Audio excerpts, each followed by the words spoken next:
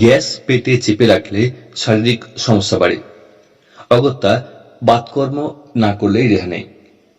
যথাযথ বাতকর্ম কি আপনাকে বিড়ম্বনায় ফেলে?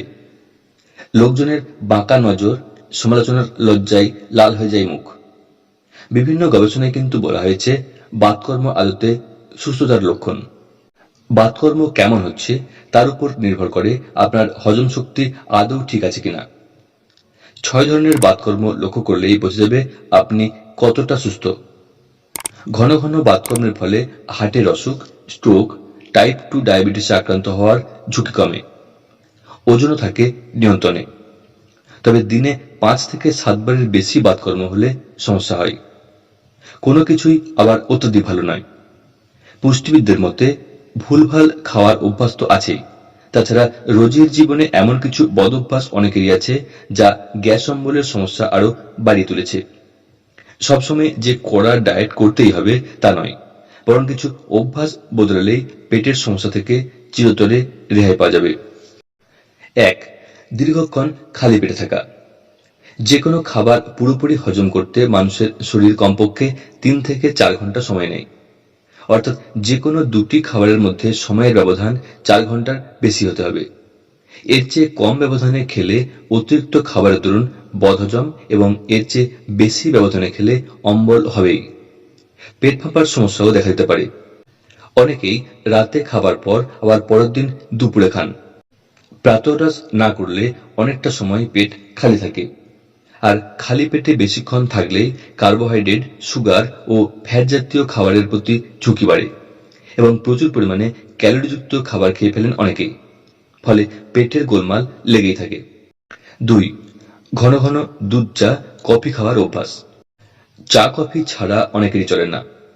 সারাদিনে অল্প করে হলেও একাধিকবার চা, কফির কাপে চুমুক বসান তারা। দুধ কিন্তু অ্যাসিডিটির সমস্যা কয়েক গুণ বাড়িয়ে দিতে পারে। তাই অ্যাসিডিটির সমস্যা থাকলে দুধ খুব বেশি না খাওয়াই ভালো। বদলে খেতে পারেন দই।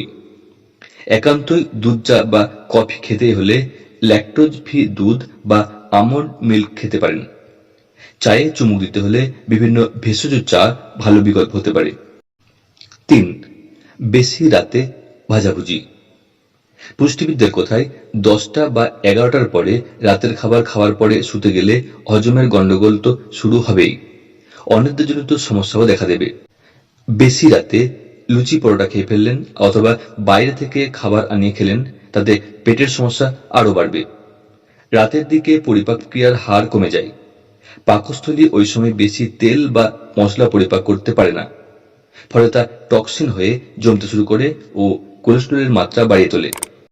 রাত 8টা থেকে 8:30টার মধ্যে রাতের খাবার সারতে হবে এবং খুব হালকা কিছুই খেতে হবে।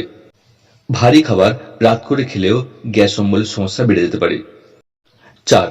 ডায়েটে ফাইবারের ঘাটতি। আপনি হয়তো ভাবছেন যে কম কার্বোহাইড্রেট ও বেশি প্রোটিন গ্রহণ করার ফলে আপনার ওজন কমবে এবং আপনি ফিট থাকবেন। তা কিন্তু নয়। পুষ্টিবিদদের বক্তব্য, ফাইবার কম খেলেই ওজন বাড়বে, শরীরের রোগ প্রতিরোধ ক্ষমতা তো কমবেই, অন্তে উপকারী ব্যাকটেরিয়ার সংখ্যাও কমবে। ফলে হজমের সমস্যা দেখা দেবে, কোষ্ঠকাঠিন্য ভোগাবে এবং সবসময় ক্লান্ত ও অবসন্ন লাগবে। 5. খাওয়ার পরেই ঘুম। দুপুরে হোক বা রাতে, খাওয়া সেরেই ঘুমিয়ে পড়লে বদহজম তো হবেই। খাওয়া ও ঘুমানোর মধ্যে অন্তত 3 ঘন্টার ব্যবধান রাখা উচিত। খেয়েই শুয়ে পড়লে বদহজম, বুক জ্বালা, অম্বল, ওজন বৃদ্ধি, এমনকি স্ট্রোক পর্যন্ত হতে পারে। প্রয়োজনে হাঁটাহাঁটি করুন। দুপুরে খাবার খাওয়ার 2 ঘন্টা পরে প্রাণায়াম বা হালকা যোগাসন করে নিলেও অতিরিক্ত ক্যালোরি ঝরে যায়।